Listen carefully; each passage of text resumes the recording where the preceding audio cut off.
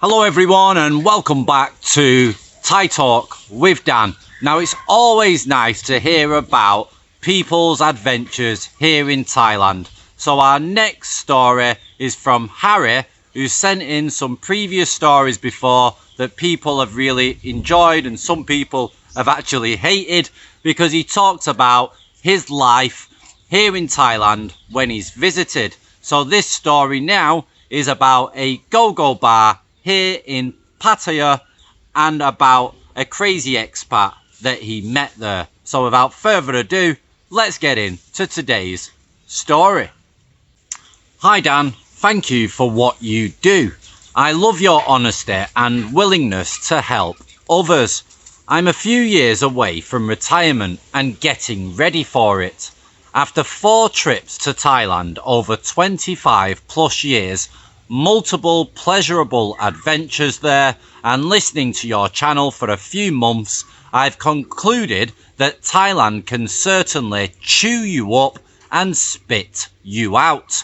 I have thought about the land of smiles as a possible place to invest and or retire into oblivion. However, this butterfly has a weakness for bad girls, las malas, as we say in Spanish back home. More on the reasons why later.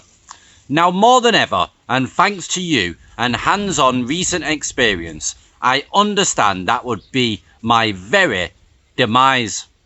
I was born in Latin America in a small developing country, which is almost a carbon copy of Thailand environment-wise.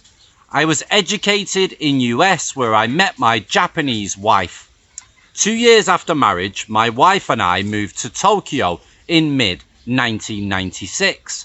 I've never been crazy about kids, to be honest, coming from a large family myself. I was worried about finances and my limited work experience in Japan and just wanted to save up and wait a few more years. Unfortunately, I faced overwhelming pressure from my wife and Japanese in-laws to get busy and produce them a baby ASAP.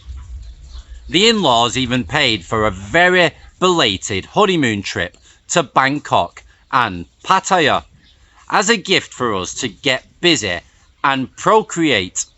Boy, did they open a can of worms. Let me also add that my wife and I were like bunnies before marriage, but sex was out the door after papers were signed and we moved to my country. I ended up seeking pleasure at girly bars in my hometown out of frustration. Sex was back on the menu after moving to Japan, and when my wife's friends started having kids, plus the pressure from the in-laws, I officially kissed sex with my wife goodbye. Again, after I disagreed with the idea of having a second child to, again, please the in-laws and do as my wife's friends did. I ended up having to find my own sources of female entertainment, just like I did before. After what must have been the 200th rejection and a heated argument about it, my wife just blurted out she was never into sex and that she didn't need me as a lover, but as a father and provider. She said to do as I pleased, but to make sure she didn't find out that I didn't catch anything or leave her and our daughter. I was never the most faithful, so that was fine by me. I love my daughter and have been able to put her through international schools and an Ivy League college. She is now a trilingual professional and has a great job with a major international consulting firm in Tokyo. She's the best thing that's ever happened to me. Sorry for the deviation. Back to my first late honeymoon trip to Thailand. In Bangkok, my wife and I were busy doing the touristy stuff, getting ripped off left and right and working on our baby making assignment at night time. My Aussie, American and British workmates had shared tons of stories about nightlife there.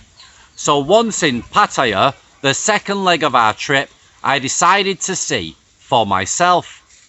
Note that I asked the tired wifey if she wanted to go explore the sights after dark, but she said no, because people would think she was my Thai girlfriend. How ironic. That first night in Pattaya was truly unforgettable. The hustle and bustle, guys offering me suits, tuk-tuks, taxis, girls, boys, both. And the women, oh sweet Jesus, I already had a sweet tooth and now I'm in Willy Wonka's chocolate factory. It's like limping and someone pushing you. I come from a very Catholic family, don't drink, and was expected to become a priest. So the loud music, drunk foreigners and scantily clad women were very intimidating. I walked around the multiple soys for hours on end and finally worked up the courage to go and sit in a bar. The very first Falang I met at a go-go bar in Pattaya is a clear example of what you or I would probably end up like if possessed by the evil Thai gods. Wide-eyed and nervous, yet excited, I go into a go-go bar. As soon as I sat down at the counter, a Falang on my right said, "How you doing there, buddy?" in a thick southern US accent. He asked me if I hailed out of the UK, no idea what gave him that impression, and if it was my first time in amazing Thailand. Let's call him John. I told John that I was based in Tokyo and that I was there with my wife on a very belated honeymoon. He outright said it. Coming to Thailand with your wife is the stupidest thing ever. I was a tad offended, but being surrounded by around 25 plus hot girls in white bikinis dancing on stages around us, I clearly saw his point by now. I shared that my wife and I were trying to get a family started, to which he interjected again. In Thailand, you can buy a freaking family with buffaloes and all. Second disrespectful interruption, but I let it slide. John must have been in his late 40s, but looked way older. He was very thin with a skinny, wiry body and looked pale with sunken, lifeless eyes. He had a dead vibe about him. The very fact that he struck up a conversation with the first stranger that sat next to him said a lot about his state of mind as well. He looked way out of place given the weather. He was wearing a red net uniform, destroyed jeans, heavy work boots, a plaid long sleeve shirt and a worn out baseball cap. He proceeded to tell me his life story without me asking for it. He said he was from Alabama and in construction and that his company had several projects in Thailand, so he was asked to spend a few weeks there a few times a year. Thailand was a paradise to him as he was fascinated with the nightlife and going through a separation from his fat, nagging wife in the US. He decided to ask his manager to relocate him there permanently. He sold everything he owned, gave half to the wife and told her to F off. Living in Thailand permanently, he said he got addicted to the nightlife and hit the beer bars, go-go bars and soapy massage parlours almost daily, and that he must have bar-fined about 100 girls over the years, breaking the 3-day rule many times and eventually shacking up with some of them long term. He said he knew all the mamasans in the area. He also confessed that he was ripped off by women left and right and that his lifestyle ultimately got him fired from his job. He decided to stay in Thailand, doing consulting jobs in construction for a living nevertheless. With a sigh, he said, "These girls are just after your money. So just F them and move on," he said, sounding partly disappointed and probably giving himself advice. He noticed the puzzled look on my face and that I wasn't familiar with the jargon, bar fine, mamasan, 3-day rule, etc. So he explained the whole system. I even stupidly asked him why the girls had numbers on them. Feel free to laugh here. His description/rant was enlightening to say the least. He also started pointing at the girls by number, most of which he knew by name, and rating them based on their dancing and special skills. Number 54 there just came back from Europe. A German guy took her there, but they don't transplant. Well, these girls, you know, they just don't, he said, with great expertise. I wasn't planning on doing anything naughty, but out of curiosity, I asked if the girls were clean, to which he replied, "These chicks wash their Netherlands 20 times a day. What do you think? They're probably cleaner than those Japanese biatches back in Tokyo." There you go again.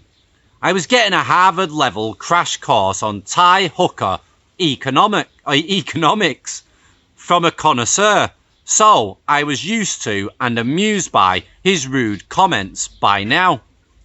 Suddenly, the girl serving drinks and John turned around as a tall Scandinavian looking guy with a broad proud smile on his face walked in the bar hand in hand with probably the most gorgeous girl I've ever seen in Thailand. That girl could easily be on the cover of a Japanese skin mag. It was like seeing a celebrity couple walk into a party, turning heads as they entered, like being at a gala event and seeing Beyonce and Jay-Z stroll in. "That's Larson," John said. "He's brought whatever her name was back and may ask the mama-san for an extension." A girl standing next to us doing absolutely nothing agreed. Yes, she's so cute and expensive. The most expensive girl in the bar. The goddess changed into a white bikini like the rest of the girls and got on stage to dance while Larson discussed arrangements with the mama-san. I was drooling looking at his prized conquest. It was getting late and I had a morning island tour, so I asked my new friend if he knew about the infamous shows. He gave me directions and in passing he also recommended a BJ bar nearby. "At least get a blower before you head home, man," he suggested. To end a memorable night, I made it into a ping pong show and discovered yet another world I didn't know existed. I headed back to my hotel, exhausted a bit, overwhelmed, but way wiser than when I first arrived in Thailand.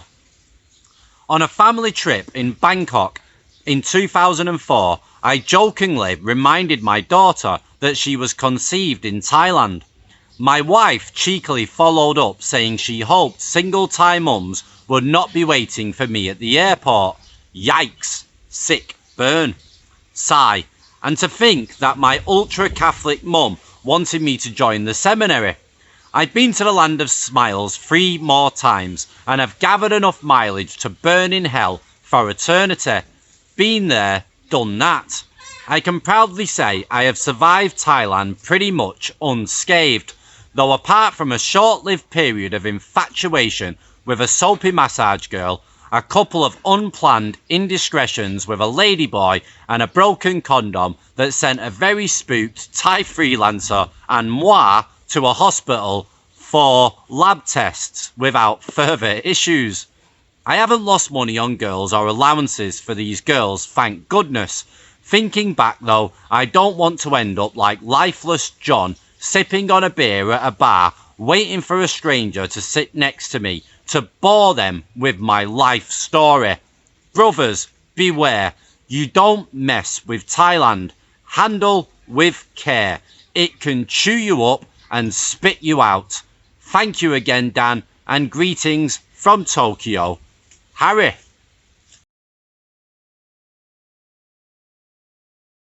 Okay, ladies and gents, what do you think about Harry's store? Did you enjoy that one? And if you did, don't forget to like, comment, and subscribe. Now, I can personally relate to what Harry said in his story. When I first come to Thailand and went around Pattaya to check out the nightlife, you always bumped into a foreigner that lived there, that looked depressed, that looked a bit gaunt within the face and looked a bit like a zombie, and always telling a negative side and a negative story, even though he's sat in there drooling still at all the girls. You meet all sorts in places like Pattaya. Now guys, as always, if you want to share your story, then please send me an email and send it to thaitalkwithdan@gmail.com. It's very windy here today. It's still a little bit chilly in Buriram, Thailand. But guys, enjoy your Sunday wherever you are in the world. And this will be me signing off for today. So have a great day, everyone. And ciao for now.